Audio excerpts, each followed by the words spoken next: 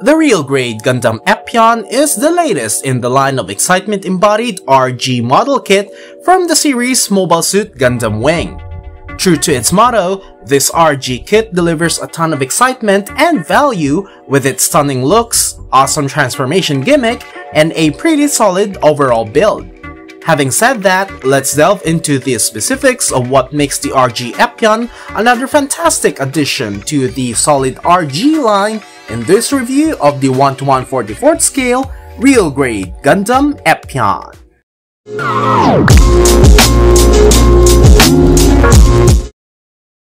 Looking at a 360-degree rotation full body view at the Gundam Epyon, and among its first impressions will definitely be how good this model kit looks. The Epyon has always been a popular design owing to its menacing and sharp looks, the interesting shades of maroon and red as the main color scheme. It's a pretty edgy design, and as with many of you, I find this quite appealing myself. Let me apologize first, as for some of the closer shots later in the video, you guys might notice some frosting in the top coat of the kit, especially on the dark blue areas. That was a mishap on my end, so sorry if it's bothersome to look at. For the looks alone, this real grade iteration of the Gundam Epyon design is more stylized and detailed compared to its master grade counterpart, which personally I prefer over the master grade for those exact same reasons, as aesthetically this real grade Epyon looks really good. Right, so now let's get into the articulation, starting with the head. It can move up and down at a fairly decent range. The neck allows for some forward and backwards movement and can look side to side. A great aspect of the head assembly is the clear green part that makes up the eyes and the camera sensors, for if you decide not to put the foil stickers for them, putting a light source behind the head would illuminate the eyes and the sensor, which I think is a really cool look. The shoulder moves up and down, and the arm can move this far up. The arm connection is on a double joint for an extra wide range of movement. The shoulder gimmick allows for the front and back panels to extend and flip out of the way to allow for more articulation during posing.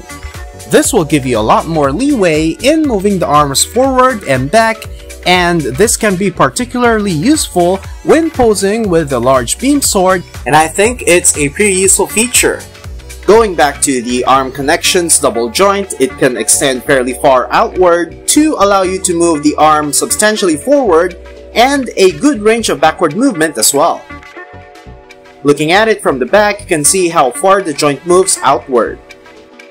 The whole arm can move all the way around without the wings. It's not too tight but stable enough so that it will be able to support the weight of its accessories. And there's a 360-degree rotation on the upper arm. There's a pretty good double-jointed elbow bend. The Epyon claws are articulated, and each claw can be moved individually. This feature is mainly for the MA mode. There's another rotation at the lower arm, provided that you move the back claw out of the way, as it acts as a lock for the lower arm. And the hand is on your typical ball joint that spins and wiggles around. However, there's an additional forward and back articulation to allow for an even more range of movement. The torso can move side to side, not that much, but it's noticeable. You can extend the body to access additional articulation for the inner frame. This allows the Epyon to perform a decent ab crunch and back movement. Notice how this front armor part moves along as it is on a clip joint.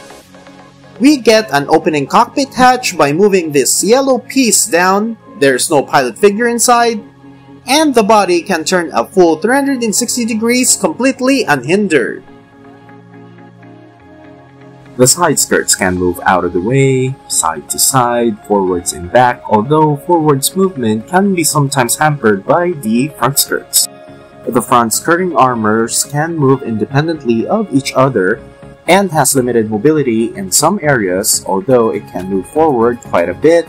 The back skirt armor is stationary as is, but contains a gimmick for the transformation. There's a nice rotation on the upper leg that's almost a 180. The legs can move forward this far out. I tried adjusting it to get a little bit more out of it, but that's just how it is, and backwards movement is hampered by the stationary back skirt. We get a nice double bend at the knee, and in true real grade fashion, besides the armor separation, this spike armor moves a little bit as the legs bend. It's always nice to see these gimmicks in 1 to 1/44 scale kits. The lower spike armor moves, and the ankle armor is on a ball joint with its connection located at the back and moves as well.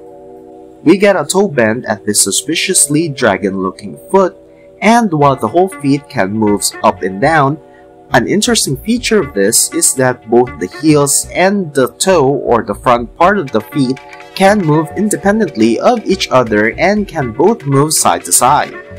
There's actually a hidden ball joint in the lower leg that can be accessed by pulling it, like so, and as you can see, it is quite articulated. You get limited ball joint movement, and you can turn the entire leg all around. This feature will actually be utilized during the transformation. And onto the backpack, or rather the wings of the Gundam Epyon. It's a sharp, rather nice looking pair of wings, and you get several points of articulation starting here, which you can rotate. There are some nice details such as these vents and thrusters, which I painted silver. The two main thrusters over here are supposed to be articulated. Those can flip up and you can move them up and down. However, I broke mine. The connection was sensitive and I unknowingly applied too much force, and I ended up breaking them and had to glue them together using Tamiya cement. There are 2 points of articulation that connects the main wings to the backpack, here, and they can both move up and down independently of each other. They are stiff and rigid, so rest assured that whatever pose you're pulling off with the wings, they will not droop down and it will be able to support the weights of the wings. A neat gimmick of the Gundam Epyon for this real grade version are the so-called feathers, which spread out from the wing when you hold down and move this section of the wing up. These look really great and adds volume and an additional detail to an already fantastic looking Gundam Epyon. A nice touch is adding these metallic red stickers on the wings. I really like the look of it. You get a base adapter for the Gundam Epyon, which plugs securely at the bottom of the backpack like so. It is nice and secure and provides an even distribution of weight for the kit when doing aerial poses. Now for the accessories that comes with the kit, we get the beam effect part for its signature weapon, the giant beam sword, the heat rod, as well as a wire for the beam sword, additional hand options, and an extra base adapter. Besides the closed fists that are already on the kit, we get a pair of holding hands, as well as an expressive open palm for the left hand. We get an additional base adapter for use when it's in its mobile armor mode. Also included is a wire that serves as a power cable for the giant beam sword. You plug this end to the side skirt and the other end into the beam sword, which I will demonstrate later. This substantial piece of clear green plastic makes up the beam effect part of the Gundam Epyon's signature beam sword. The details here are fantastic. The jagged effects really stand out as if it's really jutting out of the hilt, and this looks really great. I really love what they've done with it. And now we take a closer look at the Gundam Epyon's other awesome weapon, its heat rod. This part actually comes from the Advanced MS Joint Frame Runner. For those of you who's familiar, the Advanced MS Joint Frame Runner used to house the pre-built inner frames of the earlier real grades. For the new releases, they only house specific or specialized parts, such as the segmented part for the heat rod. It is nicely articulated. You can turn it around at the segmented points and bend it into an almost circle. However, it's somewhat limiting as you can see. Here we have the Epyon's shield. I'm a fan of its design as the layer of armors of red over gray over blue gives it a somewhat complex look with plenty of details on its underside as well as the face of the shield. and this is where the heat rod is supposed to be stored. As you can see, the tip of the heat rod is sticking out at the bottom of the shield. You simply need to remove the sharp tip from the shield, insert it into the segmented part of the heat rod, then you need to remove the connector piece of the shield, flip a tab to the opposite direction, and connect the segmented part of the heat rod to the shield. And would you look at that, that's a pretty awesome weapon you've got there. To plug the shield into the arm, you simply need to plug the connector onto the hole at the side of the arm. And now to the Gundam Epyon's main weapon, its beam sword. It comes in its own storage rack that is plugged into the side skirt. Just lift this tab and remove the beam sword. The beam sword is made up of only two parts, and you simply attach the beam effect part to the hilt to get the giant beam sword. One end of the copper wire or the power cable attaches to the storage rack, and the other end plugs into the bottom of the hilt, and there you have it. That's the completed look of the beam sword. It attaches to the holding hand securely, and the wire that comes along with it is long enough that you can pretty much position it any way you like. It's flexible enough also to be moved and to be posed comfortably. It works really well. And for size comparisons with other 1:1 44th scale kits, here it is besides the RG Wing Gundam EW version. Although the Gundam Epyon's arch nemesis should be the Wing Gundam Zero, the Wing Gundam EW has the same head height as the Wing Zero. As you can see, the RG Gundam Epyon is taller than the Wing Gundam, which at over 17 meters it should be, but considering that the Wing Gundam measures at 16.7 meters, it shouldn't be that much of a difference. However, in model kit form, that really didn't translate well here. Here's the Gundam Epyon besides the HG RX-782 Gundam, the origin version, and from this viewing angle, it even seems a bit taller than an 18-meter tall mobile suit.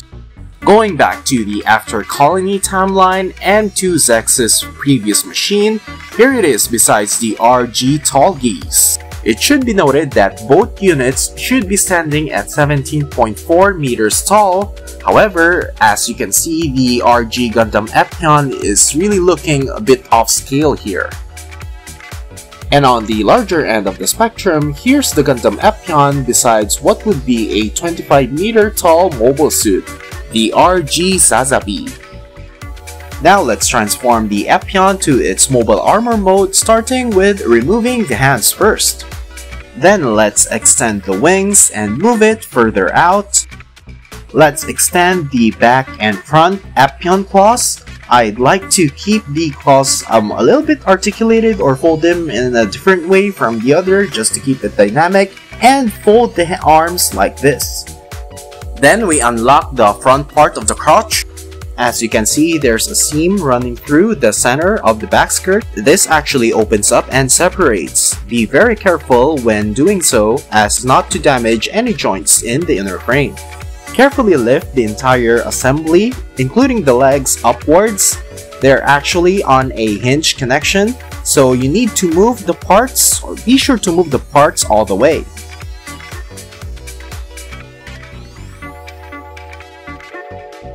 This frame part will actually tab into the same spot where the base connector attaches, and make sure to lock them. Extend the lower leg by pulling it to expose the ball joint connection. Bend the toes downwards and flip the yellow parts upwards, which actually becomes the horns of the dragon heads, and flip the mouth downwards. Flip the connector piece around at the shield, and with the heat rod active, attach the shield to the backside of the mobile armor. The heat rod will serve as the tail of the dragon, and with that, the transformation is complete. The twin-headed red dragon takes flight. I'd say this is an interesting take on the classic mobile armor mode of the Epyon from the anime. I forgot to mention that you can tilt the spikes on the lower legs upwards for a more dramatic effect. And overall, I really like this. I really like the look of it. They've made it more dragon-like, with the toes being literal dragon heads, complete with an articulated mouth and horns. The whole look actually kinda reminds me of a Zoid. I like that there are actually thrusters on the backside of the mobile armor to propel it forward, along with the fantastic detailing on the exposed inner frame. So to top this review off, the real grade Gundam Epyon is another fantastic and amazing addition to the real grade line, which seems to get stronger by each successive releases. I only have a few complaints, among them being that the heat rod has a somewhat limited articulation. I find that you cannot bend them entirely all the way to like maybe form a perfect loop, but then again, that may be a sacrifice for stability. I've yet to build similar weapons such as the one that came with the RG Tallgeese 3. Let me know in the comments below for those who have that kit, how the heat rod on the Tallgeese 3 compares to the one with the Epyon. Another thing is with the stickers that comes with this. I mean, the real grade stickers are fine and like a step up quality from a normal high grade, but I think it's high time that Bandai includes water slide decals for their real grade kits. Will it drive the price up? Most probably, but as you may have very well seen with the Epyon, especially on the dark blue parts, that those stickers really don't look all that good. I know that we get water slide decals for real grades over time eventually, but it would be lovely to get them included in the box upon release. And that is about it for all the negative points that I personally found during the review for this kit. For the positives, I mean, I really love what they've done to the basic design or the classic design of the Epyon, having it upgraded to a real grade look. They've done a great job. I really appreciate the details that they've added, the more angular and sharp looks. The aesthetics, for me, is spot on. The redesigned wings and the new look of the dragon head feet benefits the mobile armor mode as it doubles down on the whole mecha dragon theme of the MA mode. The transformation is simple and works well, again owing to just how solid and well designed the kit is. This is a definite buy for any Gundam fan and Gunpla enthusiast, and you'll be in for a treat with the whole build process and playability of this fun RG kit. Don't forget to drop a like if you've enjoyed the video, as it greatly helps the channel, and hit that subscribe button and notification bell for more reviews and all things Gundam, and I'll see you next time.